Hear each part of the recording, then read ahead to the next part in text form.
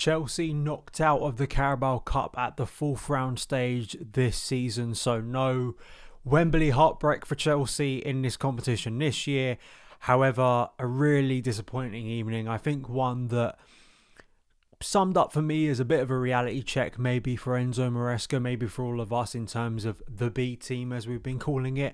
Unfortunately, that term I think is for a lot of negative reasons tonight. I think it was a bit of a reality check for the quality of this squad and maybe some of the concerns I had going into this game of certain positions that we're going to go into, and some of the bad things, especially in that first half, creeping back into Chelsea's play and build up and the way they pass and try and pass around their defence in their own third, that we saw a lot during pre-season. I didn't want to see again, that unfortunately crept up and hurt Chelsea in a big way. I'm Daniel Childs, welcome back to Son of Chelsea. If you're new around here and want to see the latest Chelsea content, please do give me a subscribe, rate and review the podcast. It really helps out the show, and you can support the show on Patreon as well.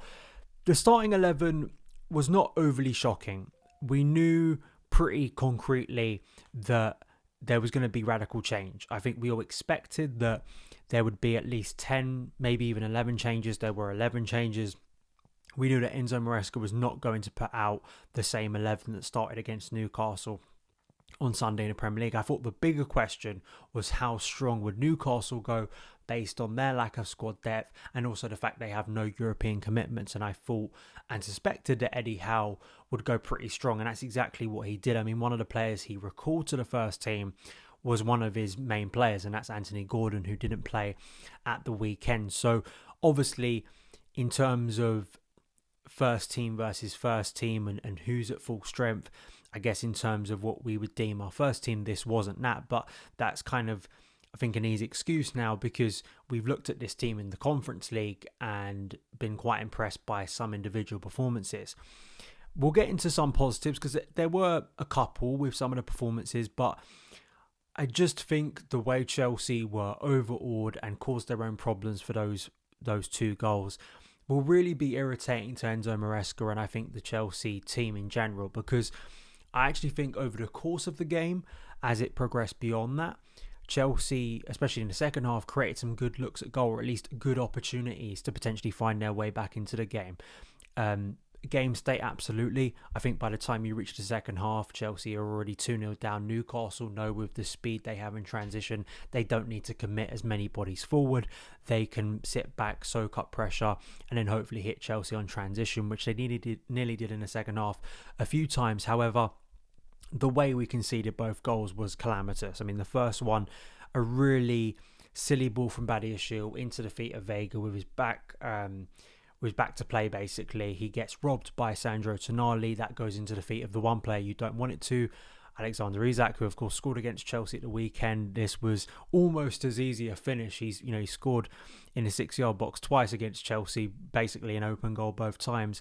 And the worst start really, and that calamity only continued with the second goal.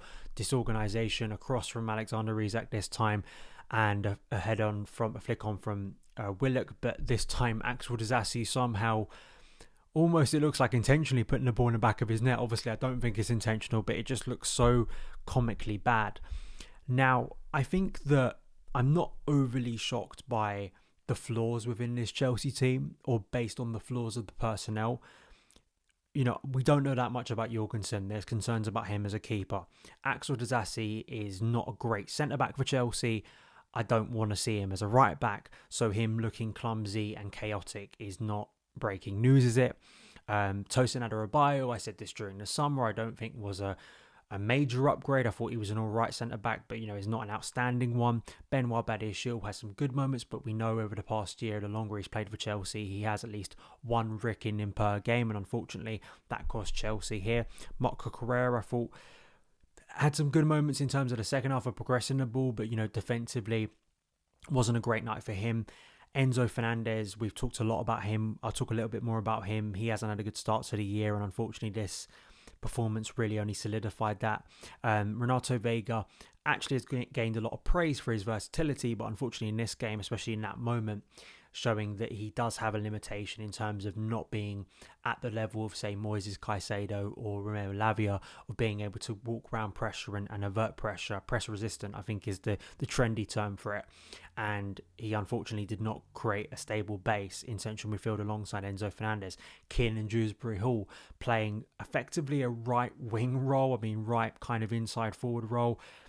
We saw it during pre-season. It's not something I want to see.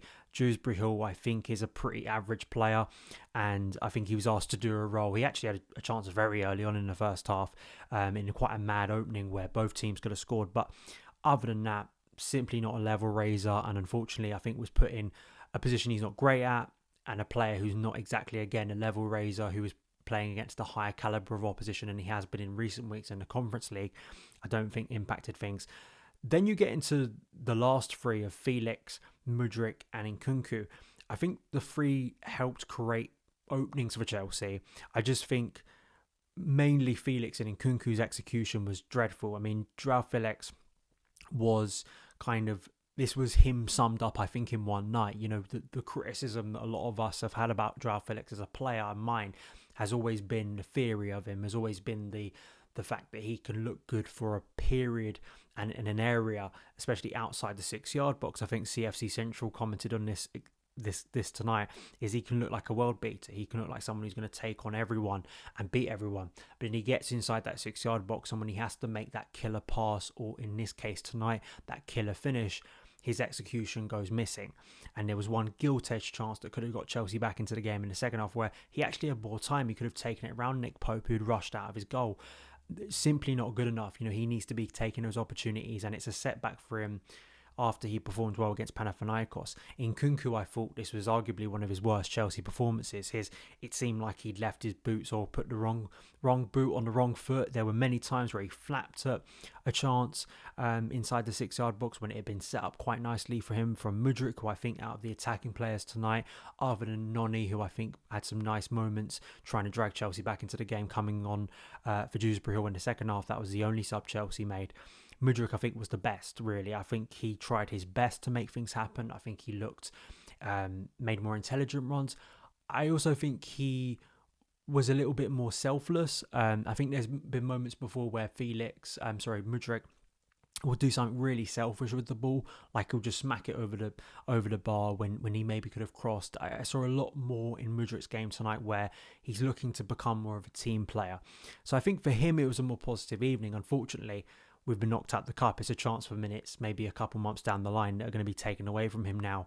But maybe for him, at least personally, it's a progression in his performance. Unfortunately, in the B team, everyone else really underperformed in a massive way, unfortunately.